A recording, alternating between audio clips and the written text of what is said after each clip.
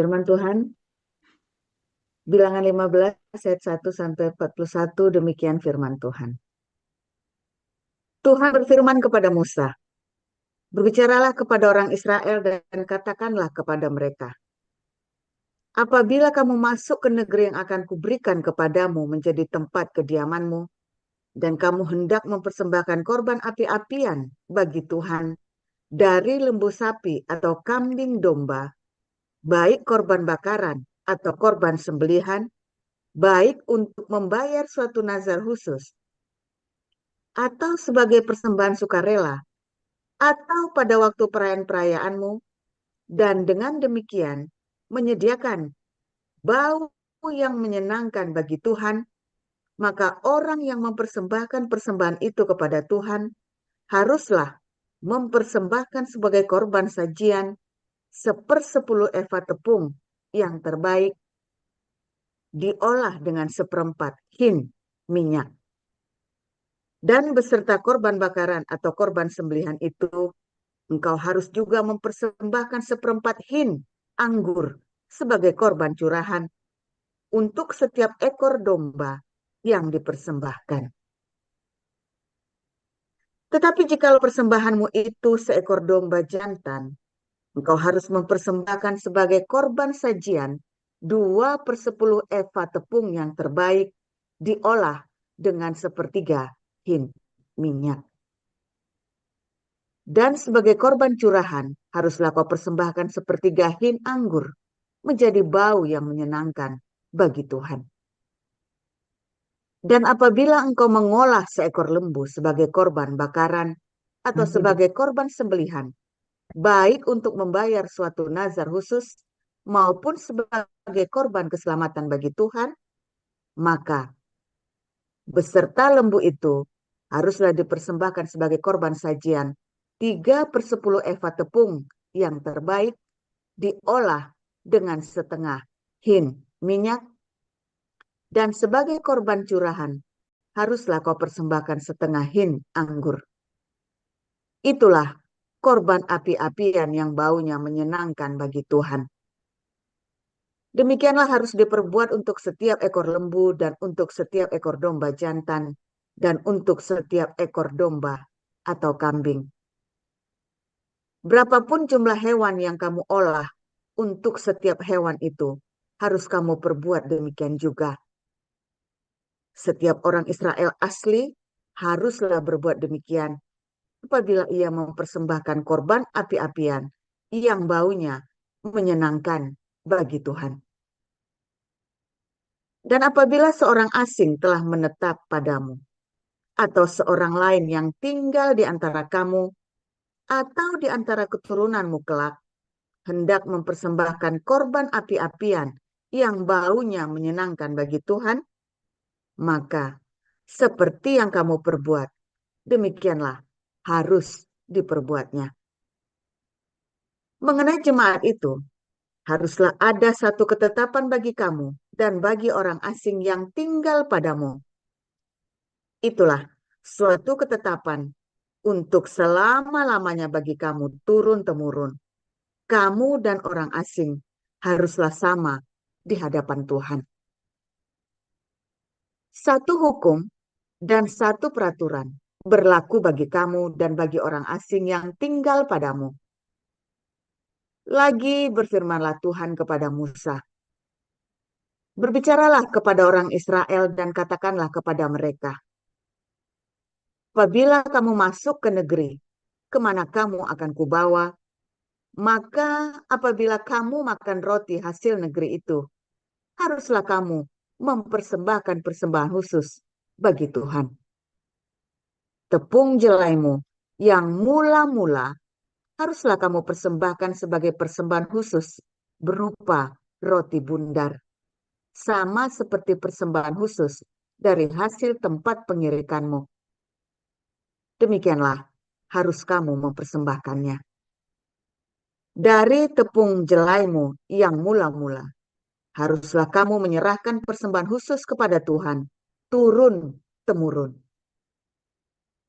Apabila kamu dengan tidak sengaja melalaikan salah satu dari segala perintah ini, yang telah difirmankan Tuhan kepada Musa, yakni dari segala yang diperintahkan Tuhan kepadamu dengan perantaraan Musa, mulai dari hari Tuhan memberikan perintah-perintahnya dan seterusnya turun-temurun.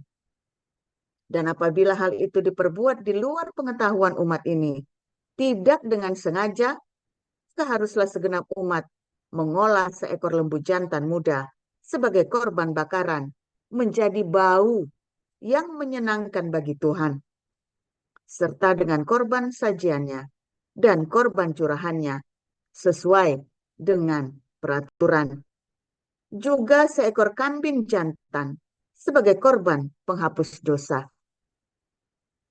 Maka haruslah imam mengadakan pendamaian bagi segenap umat Israel, sehingga mereka beroleh pengampunan. Sebab hal itu terjadi tidak dengan sengaja, dan karena mereka telah membawa persembahan-persembahan mereka sebagai korban api-apian bagi Tuhan, juga korban api-apian.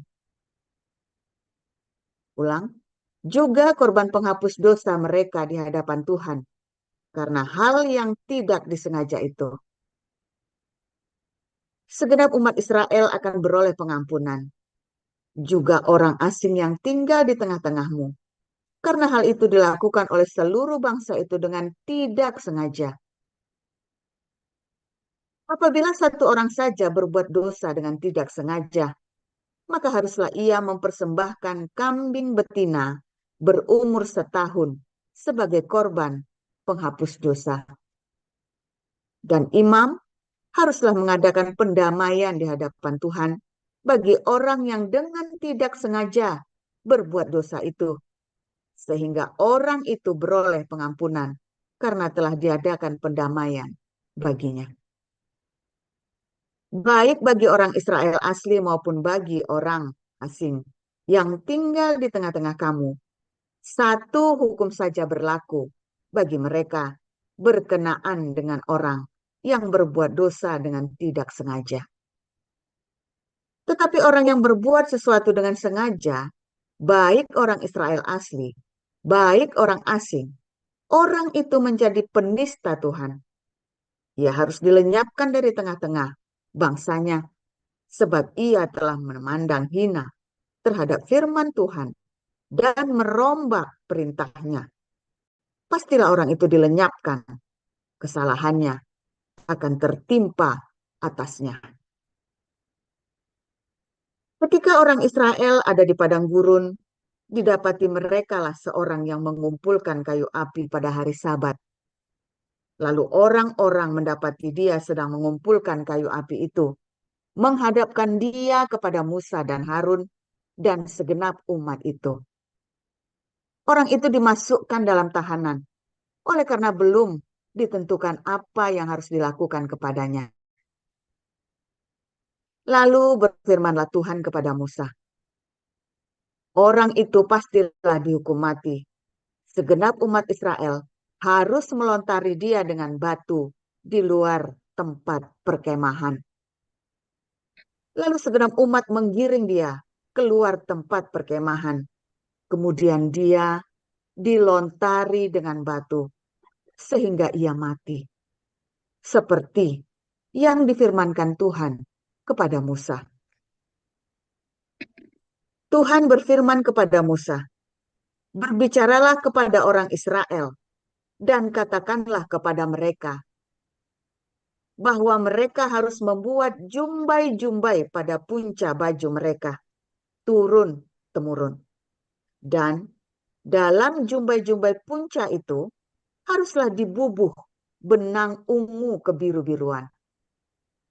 Maka jumbai itu akan mengingatkan kamu apabila kamu melihatnya kepada segala perintah Tuhan, sehingga kamu melakukannya dan tidak lagi menuruti hatimu atau matamu sendiri, seperti biasa kamu perbuat dalam ketidaksetiaanmu terhadap Tuhan. Maksudnya supaya kamu mengingat dan melakukan segala perintahku dan menjadi kudus bagi Allahmu. Akulah Tuhan, Allahmu, yang telah membawa kamu keluar dari tanah Mesir, supaya aku menjadi Allah bagimu. Akulah Tuhan Allahmu. Demikian. Baik, saya akan membacakan firman Tuhan yang berikutnya dari Markus 5 ayat 1 sampai 20. Beginilah pembacaan kebenaran firman Tuhan. Lalu sampailah mereka di seberang danau, di daerah orang Gerasa. Baru saja Yesus turun dari perahu, datanglah seorang yang kerasukan roh jahat dari pekuburan menemui dia. Orang itu diam di sana dan tidak ada seorang pun lagi yang sanggup mengikatnya, sekalipun dengan rantai. Karena sudah sering ia dibelenggu dan dirantai, tetapi rantainya diputuskannya dan belenggunya dimusnahkannya, sehingga tidak ada seorang pun yang cukup kuat untuk menjinakkannya. Siang malam ia berkeliaran di pekuburan dan di bukit-bukit sambil berteriak-teriak dan memukul dirinya dengan batu. Ketika ia melihat Yesus dari jauh, berlarilah ia mendapatkannya lalu menyembahnya, dan dengan keras ia berteriak, "Apa urusanmu dengan aku, hai Yesus, Anak Allah yang Maha Tinggi? Demi Allah, jangan siksa aku." Karena sebelumnya Yesus mengatakan kepadanya, "Hai engkau roh jahat, keluar dari orang ini." Kemudian ia bertanya kepada orang itu, "Siapa namamu?" Jawabnya, "Namaku Legion, karena kami banyak." Ia memohon dengan sangat supaya Yesus jangan mengusir roh-roh itu keluar dari daerah itu. Adalah di sana di lereng bukit sejumlah besar babi sedang mencari makan. Lalu roh-roh itu meminta kepadanya, katanya, "Suruhlah kami pindah ke dalam babi-babi itu, biarkanlah kami memasukinya."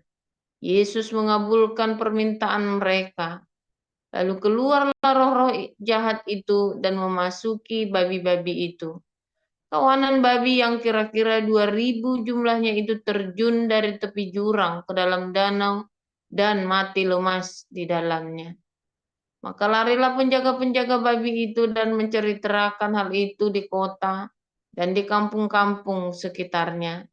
Lalu keluarlah orang untuk melihat apa yang terjadi.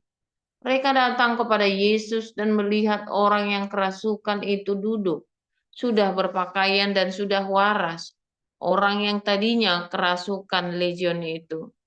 Maka takutlah mereka.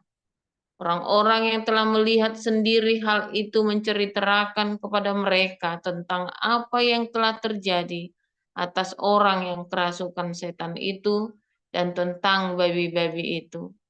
Lalu mereka mendesak Yesus supaya ia meninggalkan daerah mereka. Pada waktu Yesus naik lagi ke dalam perahu, orang yang tadinya kerasukan setan itu meminta supaya ia diperkenankan menyertai dia. Yesus tidak memperkenankannya, tetapi ia berkata kepada orang itu, "Pulanglah ke rumahmu, kepada orang-orang sekampungmu, dan beritahukanlah kepada mereka segala sesuatu yang telah diperbuat oleh Tuhan atasmu, dan bagaimana ia telah mengasihani engkau." Orang itu pun pergilah dan mulai memberitakan di daerah Dekapolis segala apa yang telah diperbuat Yesus atas dirinya, dan mereka semua menjadi heran. Demikian. Ayat 21. Sesudah Yesus menyeberang lagi dengan perahu, orang banyak berbondong-bondong datang lalu mengerumuni dia. Sedang ia berada di tepi danau, datanglah seorang kepala rumah ibadat yang bernama Yairus. Ketika ia melihat Yesus, tersungkurlah ia di depan kakinya dan memohon dengan sangat kepadanya, "Anakku perempuan sedang sakit, hampir mati. Datanglah kiranya dan letakkanlah tanganmu atasnya, supaya ia selamat dan tetap hidup." Lalu pergilah Yesus dengan orang itu. Orang banyak berbondong-bondong mengikuti dia dan berdesak-desakan di dekatnya. Adalah di situ seorang perempuan yang sudah 12 tahun lamanya menderita pendarahan. Ia telah berulang-ulang diobati oleh berbagai tabib, sehingga telah dihabiskannya semua yang ada padanya, namun sama sekali tidak ada faedahnya, malah sebaliknya, keadaannya makin memburuk. Dia sudah mendengar berita-berita tentang Yesus. Maka di tengah-tengah orang banyak itu, ia mendekati Yesus dari belakang dan menjamah jubahnya. Sebab katanya, asal kujamah saja jubahnya, aku akan sembuh. Seketika itu juga berhentilah pendarahannya dan ia merasa bahwa badannya sudah sembuh dari penyakitnya. Pada ketika itu juga, Yesus mengetahui bahwa ada tenaga yang keluar dari dirinya. Lalu ia berpaling di tengah orang banyak dan bertanya, "Siapa yang menjamah jubahku?" Murid-muridnya menjawab, "Engkau melihat bagaimana orang-orang ini berdesak-desakan dekatmu, dan engkau bertanya, 'Siapa yang menjamah aku?'" Lalu ia memandang sekelilingnya untuk melihat siapa yang telah melakukan hal itu. Perempuan itu yang menjadi takut dan gemetar ketika mengetahui apa yang telah terjadi atas dirinya, tampil dan tersungkur di depan Yesus dan dengan tulus memberitahukan segala sesuatu kepadanya. Maka katanya kepada perempuan itu, "Hai anakku, imanmu telah menyelamatkan engkau. Pergilah dengan selamat dan sembuhlah dari penyakitmu." Ketika Yesus masih berbicara, datanglah orang dari keluarga kepala rumah ibadat itu dan berkata, "Anakmu sudah mati, apa perlunya lagi engkau menyusah-nyusahkan guru?" Tetapi Yesus tidak menghiraukan perkataan mereka dan berkata kepada kepala rumah ibadat, "Jangan takut, percaya saja." Lalu Yesus tidak memperbolehkan seorang pun ikut serta, kecuali Petrus, Yakobus, dan Yohanes, saudara Yakobus. Mereka tiba di rumah kepala rumah ibadat, dan di sana dilihatnya orang-orang ribut, menangis, dan meratap dengan suara nyaring. Sesudah ia masuk, ia berkata kepada orang-orang itu, "Mengapa kamu ribut dan menangis? Anak ini tidak mati, tetapi tidur." Tetapi mereka menertawakan dia. Maka diusirnya semua orang itu, lalu dibawanya ayah dan ibu anak itu, dan mereka yang bersama-sama dengan dia masuk ke kamar anak itu. Lalu dipegangnya tangan anak itu, katanya, "Talita kum," yang berarti, "Hai anakku, aku berkata kepadamu, bangunlah." Seketika itu juga anak itu bangkit berdiri dan berjalan, sebab umurnya sudah 12 tahun. Semua orang yang hadir sangat takjub. Dengan sangat ia berpesan kepada mereka, supaya jangan seorang pun mengetahui hal itu. Lalu ia menyuruh mereka memberi anak itu makan. Demikianlah sabda Tuhan. Terima kasih para lektor. Kita akan memasuki renungan firman Tuhan yang akan dibawakan oleh gembala kita, seorang mantan DPO dari Indonesia, karena suaranya yang lugas menyuarakan kebenaran dan menentang ketidakadilan oleh penjajahan ideologi dan pengajarannya yang sangat radikal akan kebenaran dan cinta.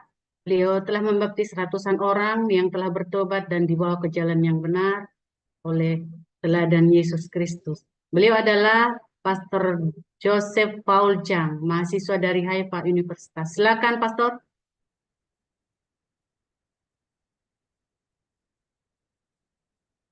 Pastor Paul, Haleluya, silakan. luar biasa. Firman Tuhan selalu baru setiap hari, ya. Ketika kita menanti-nantikan Tuhan dengan penuh cinta. Nah, saudara, hari ini saya mau tunjukkan kepada Anda sebentar ya. Share screen mana? Share screen. Kok nggak mau ini? Share screen. Oh nih, ketemu ya. Share screen. Nah, kelihatan nggak tuh? Semua bisa lihat ya. Oke, tolong Bu Ros bisa lihat ya. Saya share screen gambarnya ya. Oke, saudara lihat di dalam bilangan 15 itu ada namanya menggunakan apa? Rumbai-rumbai pada ujung. Ya, pada ujung jubah. Jubahnya ini loh saudara ya. Jadi kalau Anda melihat Yesus dengan foto-foto yang pakai jubah merah, biru, segala macam itu salah ya, saudara ya. Yesus menggunakan himateon, katanya kan kalau dalam bahasa aslinya, orang Yahudi menggunakan 3 pakaian. Yang paling dalam ya, namanya pakaian dalamnya dia ya. Apa namanya? Perikulo, saya jadi lupa lagi ya namanya ya. Ada yang ingat nggak tuh? Jadi itu seperti pakaian dalamnya dia, celana dalam. Orang Yahudi itu menggunakan celana dalam, ya. Perikulis ya, perikulus ya, perikulus.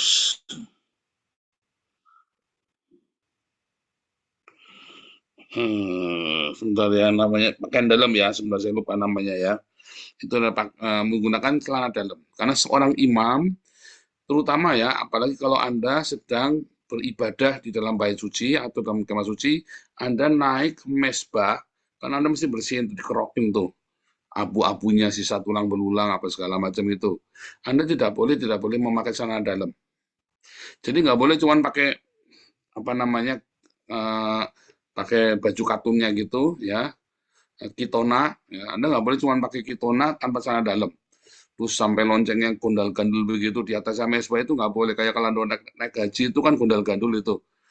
Itu nggak boleh, saudara. Apalagi sampai ada air maninya netes ke mesbah itu. Anda bisa dirajam pakai batu itu, saudara.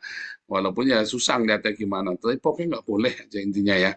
Intinya Anda tidak boleh naik ke atas mesbah, bersihin, kerokin begitu, lalu gondal-gandul begitu. Gandulnya, bandulnya Anda itu. Jadi Anda harus pakai perikules namanya, perikulos, saya lupa namanya ya. Jadi harus pakai dalam, lalu baru pakai kitona. Kitona itu baju katunnya dia. Paling luar itu ya ini. Paling luar itu namanya himateon, ya. Himateon inilah yang disebut dengan talit, ya.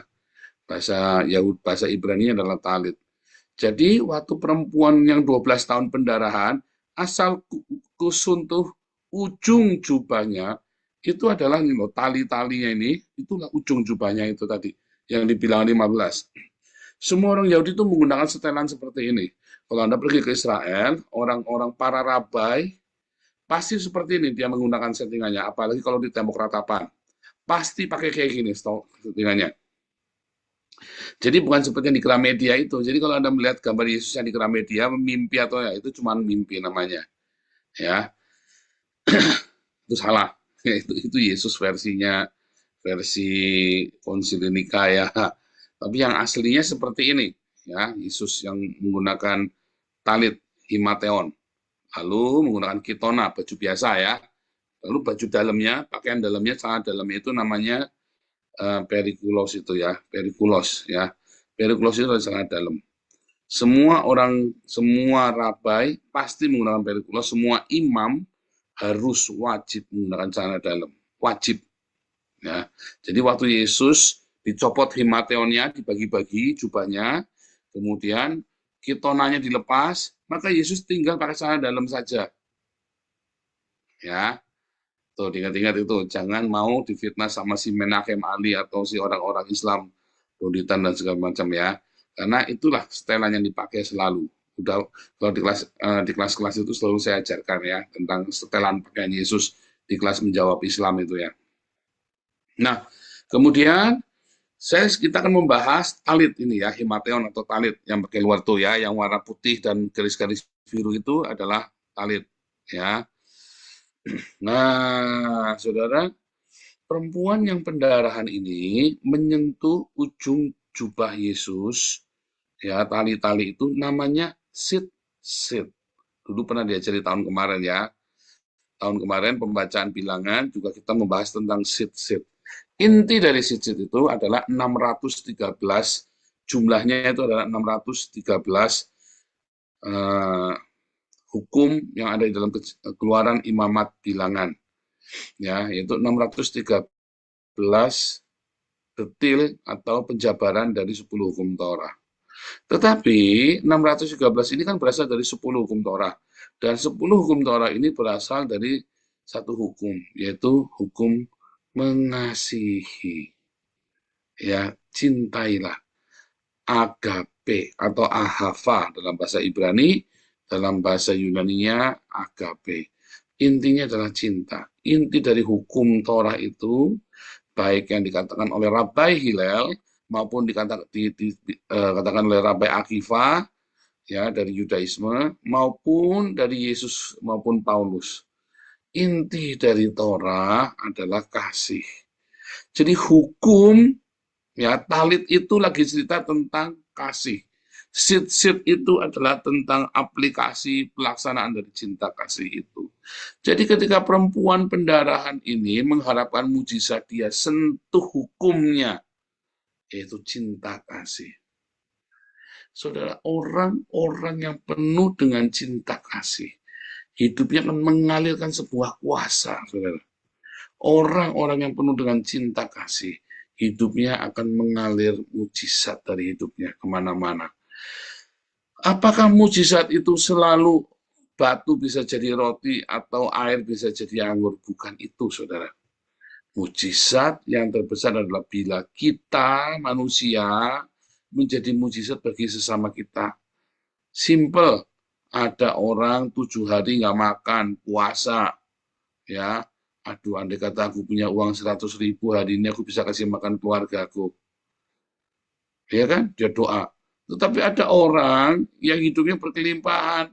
100.000 itu kayak orang buang ingus, kayak orang buang ludah saja. Lalu tiba-tiba orang yang punya kelimpahan ini berbagi kepada orang yang berkekurangan. Orang yang berkelimpahan ini nggak berasa kalau dia kasih. Lalu orang yang berkekurangan ini sudah puasa 7 hari. Itu mujizat bagi sesama, saudara. Bagimu itu barang biasa. Bagi sesamamu mungkin itu adalah mujizat yang luar biasa. Sehingga seringkali ada orang yang tidak menyadari bahwa dia hidupnya bisa menjadi mujizat bagi sesamanya dengan apa? Berbagi cinta, berbagi makanan. Bukan berbagi uang ya. Kalau ada berbagi uang itu namanya ada sombong, ongkrongan, sok. Ya. Berbagilah makanan. Anda yang hidupnya berlimpah, setiap hari bungkuslah, ya, atau seminggu sekali, bagilah minimum 10 bungkus nasi, bungkus yang terbaik, yang enak, nasi Padang, nasi warteg yang terbaik, nasi ayam yang terbaik. Ayo, Anda yang berkelimpahan, ya, jangan malas. Bungkuslah 10 bungkus nasi, kasih makan 10 orang saja setiap hari Sabtu atau setiap hari Minggu saat Anda ke gereja. Ya, pulang gereja, Anda mampir di kantin gereja, saya beli 10 nasi bungkus yang enak. Jangan babi ya, saudara, ya, nanti kamu digebuki orang. 10 nasi ayam. Lalu Anda bagikan ke 10 pengemis yang benar-benar miskin. Kalau dia tidak mau menerima sedekahmu, dia tidak layak menerima mujizat darimu. Tetapi dia biasanya minta uang, jangan dikasih uang. Kalau dia mau terima nasimu, itu masih hangat tuh, masih enak tuh. Kasih, jangan kasih nasi basi, kurang ajar kamu. Karena nasi hangat itu adalah pemberian untuk Tuhan. Ibadahmu itu bukan di gedung gereja, saudara. Ibadahmu itu saat kamu berbagi nasi, itulah ibadahmu. Itulah ibadahmu yang sejati. Kamu pergi ke panti asuhan setiap hari Minggu. Kamu traktir mereka semua, ya, makan KFC atau makan McD yang enak, saudara. Traktir semua. Itu ibadahmu. Daripada kamu kasih uangmu ke gedung gereja, mendingan kamu itu traktir itu anak-anak di panti asuhan makanan yang enak. Jangan kasih uang juga, salah juga, saudara. Jangan sembarangan kasih uang ke panti asuhan.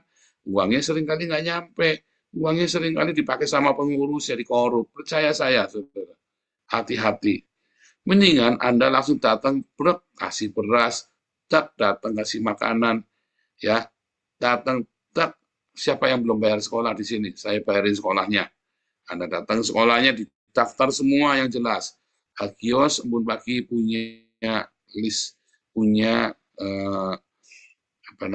punya program ya, beasiswa untuk SD, SMP, SMA, untuk uang SPP, uang studi tur, uang buku, uang seragam, uang sepatu. Kita ada bikin seperti itu, saudara. Nah, kalau Anda memberikan ke Hagios, memberikan uang, maka itu pembukanya transparan. Tidak ada yang transfer ke saya, nggak boleh. Ya, tidak boleh uang dari yayasan itu transfer ke saya. Nah, Anda bisa menjadi mujizat bagi sesamamu tuh di Hagios maupun di Damaris. Kalau Anda tidak sempat pergi sendiri ke panti asuhan atau pergi ke mana itu, ke jalan-jalan bagi makanan, titipkan uangmu kepada yang mengusahakan talentamu itu, uangmu. Talenta itu kan uang. Yaitu kepada siapa? Kepada Hagios, Kebun Pagi, dan Yayasan Damaris. Kalau Anda tidak sempat memberitakan Injil, taruh uangmu di sana, titipkan supaya uang itu dikelola oleh para pengurus yayasan untuk memberitakan Injil, untuk berbagi makanan, untuk bisa menjadi berkat dalam sekolah anak-anak, atau bisa menjadi berkat sembako bagi sesama orang Kristen. Bagi Anda yang berkekurangan, kita selalu, kalau Anda rajin Kebun Pagi dalam komunitas kita, maka kita akan bagi sembako itu bila Anda membutuhkan. Bila Anda berkelimpahan, jangan Anda minta, Anda justru berbagi, saudara. Itulah menjadi mujizat, itulah kuasa yang keluar dari tubuhmu, karena ada talit, ya, ada hukum Torah, ada sit-sit, ada talit, ya, jumbai jubahmu itu dipegang oleh orang yang membutuhkan mujizat. Kamu menjadi mujizat bagi sesamamu dalam hal yang paling sederhana. Tetapi itu mujizat besar, orang-orang itu sudah ngebayar uang sekolah sampai mau dipecat, sampai mau diputus dari sekolahnya, tapi menjadi mujizat besar bagi anak ini ketika dia sudah nggak makan 7 hari. Kemarin saya, tadi ya, Bu Lianti ada tunjukkan, ternyata di Damaris itu ada orang dikasih makan, kita kan lagi proyek dapur umum, ada anak namanya Fahmi, dia sampai ngantri 4 kali, ya, untuk mendapat 4 nasi, saudara, 4 box nasi. Ditanya, kamu udah antri 4 kali? Iya, karena saya lapar. Saya takut nggak bisa makan lagi. Saya merinding, saudara. Mau nangis saya nontonnya. Aduh, yang begini ini loh, kenapa nggak dikasih sekalian tanya, bapaknya siapa, anaknya, apa bapaknya, ibunya, adik-adiknya. Sekalian kalau perlu kita sekalian dibawain nasinya buat keluarga mereka. Ngantri sampai 4 kali, coba, saudara. Anaknya kurus sekali ya, sampai matanya kayak memelotot mau keluar itu. Itu menjadi mujizat. Anda tidak tanya agamanya apa, nggak perlu ditanya agamanya apa. Orang mau ngasih makan itu nggak perlu ditanya agamanya apa. Tetapi kalau Anda ada di dalam komunitas ini, ya Anda harus sudah dibaptis untuk mendapatkan bantuan yang lebih lagi. Harus. Kenapa? Karena firman Tuhan kata, kita harus berbuat baik kepada semua orang, terutama bagi sesama kita sendiri orang Kristen. Jangan sampai, ingat ya, termasuk dalam keluarga kita, jangan sampai Anda sok-sokan nolong orang lain, anakmu kelaparan, nggak boleh. Sama, kita nggak boleh nolong orang lain sebelum komunitas kita sendiri pun dicukupi. Itulah sebabnya, ya, ketika pertama kali kita jalan Damaris, banyak orang mengkritik. Kenapa kamu nggak kasih makan sesama kita sendiri? Oh, kita kasih, saya bilang. Kita juga kasih makan sesama kita sendiri. Ya, saudara, talit ini ya menjadi satu hukum. Talit ini adalah artinya apa? Setiap kali Anda berdoa, maka talit ini ya dikerudungkan ya kan, di kepala kita kan, dikerudungkan ke badan kita. Artinya apa? Semua doa kamu, semua kehidupan kamu, seluruh ibadah kamu harus diselubungi oleh kasih.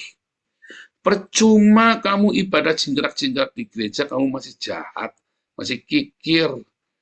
Percaya saya, ibadahmu itu percuma, sia-sia. Akhirnya kamu cuma ketemu sama kedagingan di gereja, kekeran. Tapi kalau ibadahmu penuh dengan cinta, ya di yayasan sebagai pengurus kamu penuh dengan cinta, sekalipun ada konflik, kamu tetap menyalurkan cinta. Ya, gesekan itu kan ada di yayasan. Gesekan ini kan ada di sini. Harus penuh dengan cinta. harus melimpah dengan cinta. Setiap aspek kehidupan kita. Makanya orang Yahudi selalu pakai tali kemana-mana dia pergi pun. Anda lihat bahkan tentara IDF pun, ya, di saat-saat senggang mereka selalu pakai tali diserubungin. Selalu hidup kita penuh dengan cinta. Itu himateon ya. Makanya orang Yahudi dikasat pasangannya himateon, kitona, dan perikulis itu ya. Nah, himateon itulah talit, itu bagian luar. Nah, orang Yahudi, semua orang Yahudi ya selalu diselubungi dengan cinta. Makanya kata ahava itu sangat ini sekali ya, sangat populer sekali dia orang Yahudi itu. Inti dari seluruh Torah itu adalah ahava, kasih. Inti dari semua ibadahmu adalah cinta. Kalau kamu pergi ke gereja kamu tidak punya cinta, bullshit, Anda berbahasa roh keras-keras, bohong, palsu semua. Anda teriak-teriak apa terjadi dan kamu tidak punya cinta, bohong. Dan cinta itu harus dibuktikan dengan perbuatan. Nah, Anda bisa menjadi mujizat bagi sesamamu bila kamu hidupnya penuh dengan cinta yang melimpah. Anda menjadi mujizat bagi sesamamu ketika kamu mau berbagi ya kepada sesama, berbagi ya. Jadi hidup kita bagaimana bisa berbagi kalau kamu hidupnya mewah-mewah, cicilannya rembel, sampai kamu nggak bisa bersedekah lagi. Jangan sampai hidup kamu penuh dengan cicilan, kredit ini, kredit itu, sampai kamu nggak punya lagi budget untuk bersedekah. Hati-hati, saudara. Suatu ketika Tuhan akan habiskan semua. Supaya kamu tahu rasanya nggak punya uang.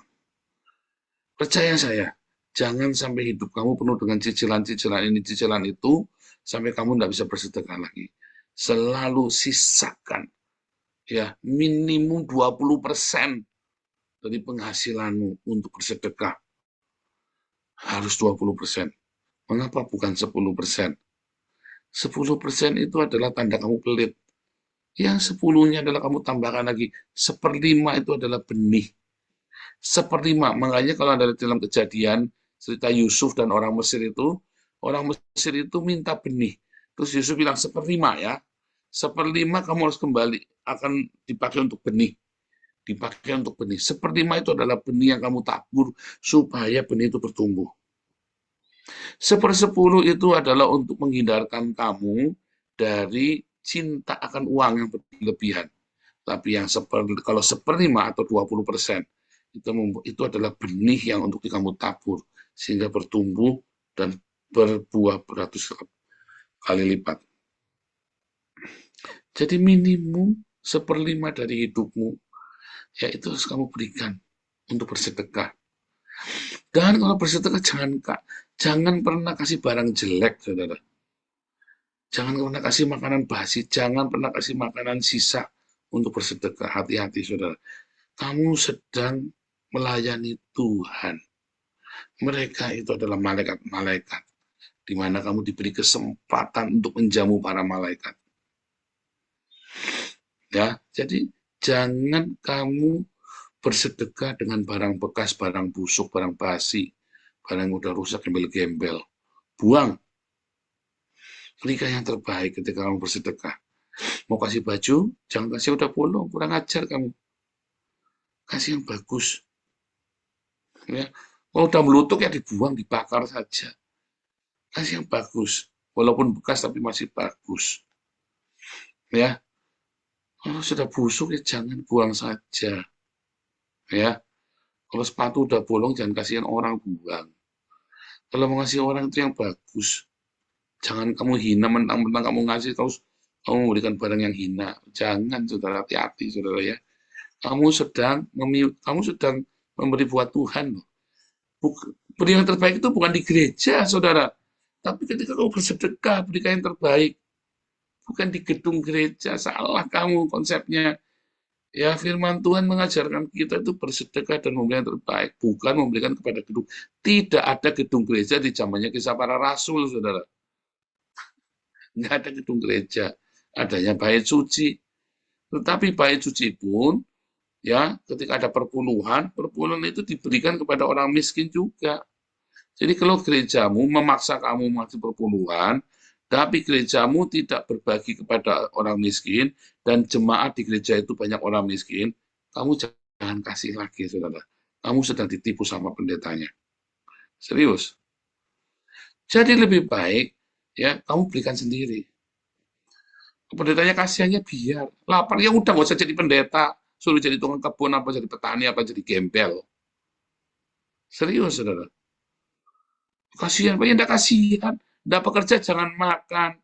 Kecuali pendetamu ngajari, yuk kita bersedekah. Setiap perpuluhan dikumpulkan, sepertiga diberikan untuk anak yatim, sepertiga digunakan untuk merawat semua siapa saja yang berkekurangan, sepertiga baru untuk para pendeta dan para pengerjanya. Loh Pak, perpuluhannya cuma 5 juta dibagi 3, ya harus dibagi 3. Aturannya memang harus dibagi 3, bukan buat pendeta, saudara. Ya. Tetapi dalam perjanjian baru, itu perjanjian lama ya, dalam perjanjian baru, kita disuruh bersedekah loh. Berkali-kali, perhatikanlah orang miskin, berkali-kali. Kalau gerejamu tidak memperhatikan orang miskin, maka gerejamu adalah gereja yang salah, gereja yang sesat. Karena firman Tuhan sudah sangat jelas menuliskan demikian. Ya. Nah, kemudian, saudara, apapun yang kamu lakukan, lakukan dengan cinta. Bukan karena kewajiban, bukan karena paksaan, tapi dengan cinta kasih. Sebab kalau kamu tidak melakukannya dengan cinta kasih, sia-sia kan pemberianmu itu. Karena semua ibadah kita adalah ibadah cinta. Jadi kalau kamu di yayasan, kamu di gereja, lalu kamu gesekan, mutung-mutungan, percuma, saudara. Makanya dulu pernah, ya, ada organisasi ya, salah satu organisasi kita, Gelarua, mau Natalan buat refugee, lalu gegeran mereka, saya bilang, udah nggak usah diterusin, daripada kamu gegeran. Kalau kamu udah nggak kepingin lakukan, udah nggak usah diterusin, berhenti aja. Ya, saya larang, nggak boleh, kan udah gegeran. Baru kita mau melayani, malah kitanya gegeran sendiri. Sudah, jangan diterusin. Jadi kalau kamu melakukan sesuatu, kalau kamu keberatan, nggak usah dilakukan. Jangan bersungut-sungut ketika melakukan kayak kemarin ya. Kemarin kita baru belajar tentang bersungut-sungut. Ya orang-orang Israel ini bersungut-sungut, marah-marah sama Tuhan, marah-marah sama Musa. Jangan bersungut-sungut, saudara. Kalau mau Anda melakukan melayani, ya melayani. Jangan, kalau bersungut-sungut, diam, stop. Mendingan cancel dulu. Jangan dilakukan. Kenapa? Karena nggak jadi berkat. Ya, kalau kamu melakukannya dengan sukacita, di yayasan, ya maupun di gereja, ya semua dalam komunitas, begitu sudah bersungut-sungut, stop dulu, saudara. Setelah kedua, stop, jadi terusin. Akhirnya penuh dengan kemarahan. Makanya kemarin beberapa bahkan damar kita stop, saudara ya. Damar kasih semua. Begitu udah bersungut-sungut, stop, jadi terusin. Kalau sudah gegeran, stop. Serius, saudara ya. Jadi di dalam komunitas kita pun juga sama. Cinta itu nggak bersungut-sungut. Kalau kamu nggak mau, ya sudah, jangan diterusin. Stop dulu semuanya, introspeksi. Jalan nggak?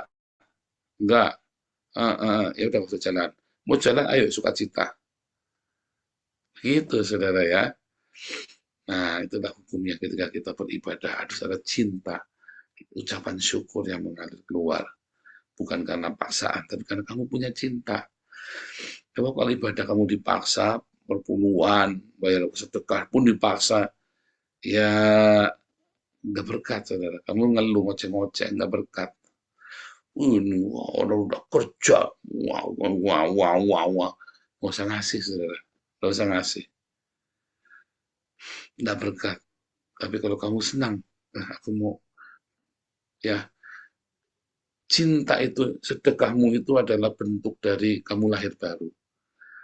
Jadi kamu lahir baru tapi dari sedekah, ya, bukan dari karena kamu ini, dan bukan karena kamu dipaksa sedekah, bukan. Ya, jangan dibalik ya. Kamu bersedekah bukan supaya kamu selamat, tapi karena kamu sudah diselamatkan. Hatimu penuh dengan ucapan syukur. Tiba-tiba kamu pengen aja sedekah. Kamu pengen saja kamu berbagi kepada orang-orang yang susah. Bukan bayar-bayarnya orang, ongkrongan royal namanya itu. Beda ya. Nah, gitu ya. Tuhan Yesus memberkati.